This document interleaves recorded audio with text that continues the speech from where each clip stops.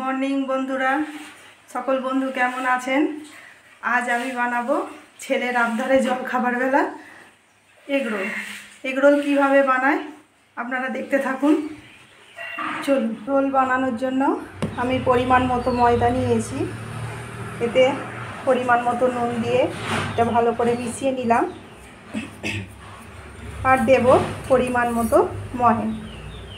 এতে একটু বেশি করে ময়ন লাগবে, আপনারা জানেন কতটা লাগে, আমি আমার মতো দিচ্ছি। এটা ভালো করে চটকে আমি মেখে নেব।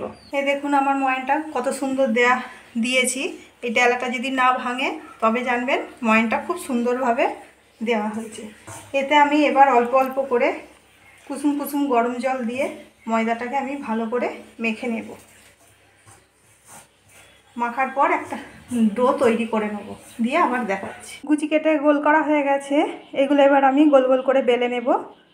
বেলে নেওয়ার পর আবার দেখাচ্ছি। এটা আমার গোল করে বেলা হয়ে গেছে, এবার বানাবো। এটা আমি সেঁকে নেব ভালো করে, এপিট ওপিট করে ভালো করে লাল লাল করে সেঁকে নেব। ডিমটার মধ্যে আমি খুব সামান্য অল্প করে নুন দিলাম। আমার ফ্রাই প্যানটা গরম হয়ে গেছে, এতে আমি 1 চামচ তেল দিলাম। তেল দেওয়ার পর আমি এটার মধ্যে ডিমটা দিয়ে দিলাম।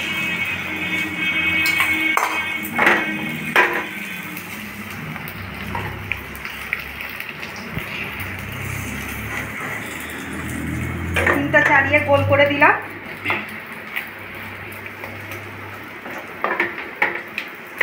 দেওয়ার পর আমি যে রুটিটা সেঁকে রেখেছি এর মধ্যে আমি দিয়ে দেব।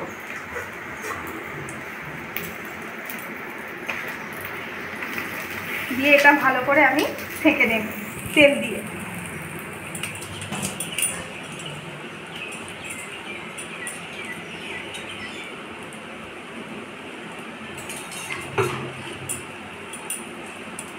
আমার এটা হয়ে গেছে, এবার আমি একটা থালায় তুলে নেব।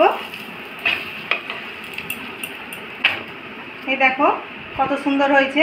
এবার আমি একটা থালায় তুলে নিচ্ছি। এর মধ্যে কিছু মশলা দেব। প্রথমে আমি অল্প করে পেঁয়াজ দিচ্ছি, তারপরে কুচো করে রাখা শসা দিলাম। প্রথমে একটু খুব সামান্য বিট লবণ দিলাম, তারপরে দিলাম সামান্য চাট মশলা টেস্ট আনার জন্য, তারপরে দিচ্ছি চিলি সস। কাঁচা লঙ্কা আমার ছেলে খায় না, ওই জন্য দিচ্ছি না ঝালটা। আপনারা খেলে এতে ঝাল দিয়ে দেবেন, কাঁচা লঙ্কা কুচি। তারপরে দিচ্ছি টমেটো সস দিলাম, আর এতে একটু অল্প করে লেবুর রস দিলাম। দিয়ে এটা আমি এবার রোল করে দেব।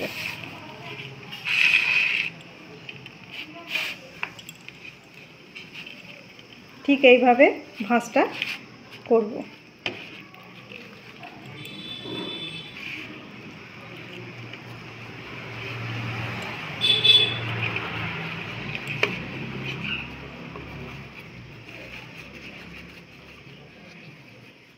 হয়ে গেল আমার এগরোল। আজকের এই এগরোল যদি আপনাদের ভালো লেগে থাকে কমেন্টে অবশ্যই জানাবেন।